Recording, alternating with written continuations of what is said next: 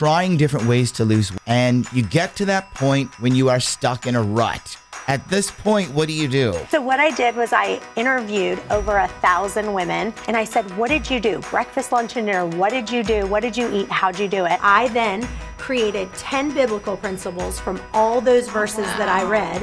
Wow. Then I also created 10 Chantel Rayway principles that I really got from all these thin eaters. The Bible talks about fasting over 77 times. It doesn't say if you fast, right? It says when you do it. Hey, my name's Heather, and I have lost 22 on the Waste Away diet. And one of the things that I love is that I can eat whatever I want. I don't have to deprive myself. If you'd like to get your journey started, head on over to ChantelRayway.com to get access to the free stuff bundle. This includes the podcast, a free community group, a chapter from Chantel's book, and some tasty recipes from her recipe book. Hope to see you there.